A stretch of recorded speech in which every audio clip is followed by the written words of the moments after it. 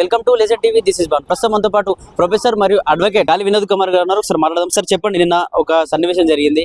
మంత్రి శ్రీధర్ బాబు గారి దగ్గరికి కొండా సురేఖ గారు మా మన్మడు ఎర్నాటికల్ ఇంజనీర్ చేస్తున్నారు, జాబ్ పెట్టేయగలుగుతారని అడుగుతారు. మరి ఇట్లాంటి విషయంలో ఎందుకు ఈ ఎంతో మంది ఉద్యమాల్లో చనిపోయారు, తెలంగాణ ఉద్యమంలో విద్యార్థులు గ్రూప్ వన్ విషయంలో కూడా ఇష్యూ జరుగుతూ ఉంది. వీళ్ళందరిపై ఇట్లాంటి శ్రద్ధ ఎందుకు చూపించలేకపోతారు? నేను ఏమంటున్నా అంటే, ఇప్పుడు మంత్రుల యొక్క ప్రధాన డ్యూటీ ఏంటి అంటే ప్రజలకు సంబంధించిన ఉద్యోగాలు కానీ ప్రజలకు సంబంధించిన విషయాలు కానీ, సరే వాళ్ళ మనవానికి ఉద్యోగం పెట్టిపోయి అనడం తప్పు కాదు, కానీ వాళ్ళ మనవలాంటి కాదా మిగతా విద్యార్థులు ఉద్యమకారులు వీళ్ళంతా ఉన్నారు కదా, మరి వాళ్ళకి సంబంధించిన ఉద్యోగాలు ఏంటి? నేను ఒక జస్ట్ అక్కడ ప్రైవేట్ ఉద్యోగాలు ఏదో చేసి వరంగల్ ఏదో ఉద్యోగం ఎలా చేశారు.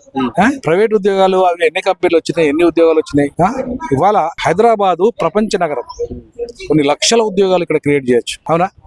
కొన్ని లక్షల ఉద్యోగాలు క్రియేట్ చేసే దిశగా ఉండాలంటే ఒక ప్రాపర్ ప్రణాళికబద్ధంగా పోవాలి. ప్రభుత్వం ఆ దిశగా ఆలోచన చేయాలి. ఇవాళ కేవలం 58,000 ఉద్యోగాలు ఇచ్చినంత మాత్రం అందరికి ఉద్యోగాలు ఇచ్చినట్టే కాదు. రెండవది, ప్రైవేట్ రంగంలో రిజర్వేషన్ లేకపోతే ఏ కులపోడు ఆ కులపోడికి ఉద్యోగాలు ఇచ్చుకుంటారు. ఇవాళ నా ఆంధ్ర వాళ్ళు వచ్చి కమ్మలోకి ఇచ్చుకుంటారు, రెడ్డిలోకి ఇచ్చుకుంటారు, వాళ్ళే కంపెనీలు కదా. కాపులకే ఇచ్చుకుంటారు. మరి బడుగు బలైన వర్గాల కంపెనీలు రాలేవు. మరి అటువంటిప్పుడు రిజర్వేషన్లు ప్రైవేట్ రంగంలో లేకపోతే వీళ్ళకి అవకాశాలు ఎట్లా వస్తాయి? అటువైపు ప్రభుత్వ ఉద్యోగాలు లేవు తక్కువ, ఇటువైపు ప్రైవేట్ ఉద్యోగాలు కులం వివక్షత. మరి వీళ్ళ పరిస్థితి ఏంది? మరి ప్రభుత్వం దీన్ని దృష్టి పెట్టాలి కదా, పెట్టి ఆలోచించాలి కదా.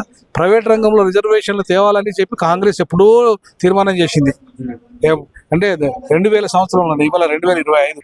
మరి 25 సంవత్సరాలు కాంగ్రెస్ కు సోయొస్తలేదా ప్రైవేట్ రంగం రిజర్వేషన్ కావాలని? మరి ఎందుకు ఇవాళ కాంగ్రెస్ పార్టీ క్యాస్ట్ కులగానే చేసినాక ఆడ ఉద్యోగాలు లేకపోతే ఏం లాభం? చేసి కులగానే చేసిన సంతోషమే. ఇంతమంది ఉన్నారు, వీళ్ళు ఉన్నారు, బీసీలు ఉన్నారు, ఇంతమంది ఎస్సీలు ఓసీలు ఇంతమంది చెప్పింది మంచిదే, కానీ చెప్పినంత మాత్రం ఏం ఉపయోగం అంటున్నా? అంటే ఏ ప్రభుత్వం కూడా ఇంతమందికి ఉద్యోగాలు మేము ఫస్ట్ టైం కాంగ్రెస్ వచ్చిన తర్వాత 50,000 మందికి ఉద్యోగాలు ఇచ్చామని చెప్పి చెప్తా ఉంది.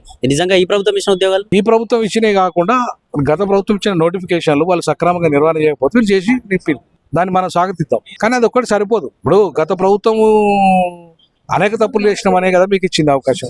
సో మీరు కూడా ఇవాళ విద్యార్థులు నిరుద్యోగులు 1,000,000 మంది ఉన్నారు. 1,000,000 మంది వాళ్ళ సమస్య ఎట్లా పరిష్కారమే? దానికి మీరు ఇచ్చే ప్రణాళిక ఏంటి? ఇండస్ట్రీ పాలసీలో ఈ స్వయం ఉపాధి కోసం పనిచేస్తున్న వాళ్ళకి ఎంతమందికి ఇస్తున్నారు? ఈ బీసీ ఎస్టీ ఎస్టీలకు వాళ్ళకు ఉద్యోగ అవకాశాలు ఎక్కడ? ప్రైవేట్ రంగంలో రిజర్వేషన్లు పెట్టి ఈ పాలసీ ఈ రిజర్వేషన్ అనే పదం వాడకు, అఫర్మేటివ్ యాక్షన్ పెట్టు, అమెరికాలో పెట్టినట్టుగా ఈ వర్గాలకు ఇచ్చేయి. ఈ 75% లోకల్ వాళ్ళకి ఇవ్వాలి. అన్నిట్లలో హైటెక్ సిటీలో కానీ మిగతా వాటిలలో కానీ ప్రైవేట్ రంగంలో అంతా కూడా నార్త్ ఇండియన్స్ ఉన్నారు. మరి తెలంగాణ వాళ్ళకి ఎప్పుడు రావాలి ఉద్యోగాలు? సో 75% లోకల్ వాటా ఇవ్వాలన్నా లేదా? సో ఇవన్నీ చేయకుండా కేవలము మేము ఏదో చేసినాము, మొత్తం 50,000 ఉద్యోగాలు ఇచ్చినాము, సన్న బియ్యం ఇచ్చినాము, లేకపోతే ఇండ్లు ఇచ్చినాము అంటే ఇవన్నీ ఓన్లీ ఏమంటారు దాన్ని ఓట్ బ్యాంక్ రాజకీయాల తప్ప నిజంగా ప్రజల సమగ్రంగా మార్పు కాదు. ఇప్పుడు ప్రజలకి 100 రూపాయల కిలో బియ్యం కొనే స్థాయికి తీసుకురావాలి. ప్రజలకు మంచి హాస్పిటల్ పోయి పెట్టుకుని 10 లక్షలైనా పెట్టుకునే స్థాయికి వాళ్ళు ఎదగాల హాస్పిటల్లో. అట్లాగే ప్రజలు ఇవాళ ఒక ఉపాధి ఉద్యోగ అవకాశం, కుటుంబంలో 10 మంది ఉంటే 10 మందికి ఉద్యోగ అవకాశాలు వస్తాయి, ఉపాధి అవకాశాలు వస్తే వాళ్ళు హాయిగా వాళ్ళ జీవితాన్ని వాళ్ళు చేసుకోగలుగుతారు. అవన్నీ ఏం చేయకుండా ఇవాళ మేము అన్ని చేసినామంటే కరెక్ట్ కాదు. కాబట్టి ఆ దృష్టి ఆలోచించాలి ప్రభుత్వం. తప్పకుండా ప్రొఫెసర్ కోదండరామ్ గారు లాంటి వాళ్ళు ఏదైతే ఉన్నారో విద్యార్థుల సమస్యలు ఏవైతే ఉన్నాయో వారు ముఖ్యమంత్రి దృష్టికి తీసుకుపోతాను. ఖచ్చితంగా వాళ్ళకు గుర్తింపు రావాలి, వాళ్ళకి అవకాశం రావాలి. అట్లే దానికి తోడు కోదండరామ్ గారికి కూడా విద్యాశాఖ మంత్రి రావాలని మేము డిమాండ్ చేస్తామని అడుగుతాం. గ్రూప్ 1 ఎగ్జామ్స్ లో పెద్ద స్కామ్ జరిగింది అని చెప్పి కొన్ని సెంటర్లలోనే చాలా మార్క్స్ ఎలా వస్తాయని చెప్పేసి విద్యార్థులు కూడా పెద్ద ఎత్తున ప్రెస్ మీట్లు పెడతారు. దీనికి సంబంధించి ఏం చెప్తారు? సో అదే నేను ఏమంటానంటే దాన్ని ఏదంటే న్యాయ విచారణకు డిమాండ్ ఆదేశించాలి. అవసరమైతే రేపు సిబిఐ కూడా ఎంక్వైరీ చేయాలి ఆ విషయం. కోదండరామ్ కూడా ఈ విషయంలో ఆయన కూడా చొరవ తీసుకోవాలి, ఆయన మండలిలో లేవనెత్తాలి. సో స్కామ్ జరిగిందా జరగలేదా అనే అంశం అనేది ఎంక్వైరీల ద్వారా దొరుకుతాయి. So judicial commission sitting judge లేకపోతే రిటైర్డ్ జడ్జితో ఒక జ్యుడిషియల్ కమిషన్ వేయండి.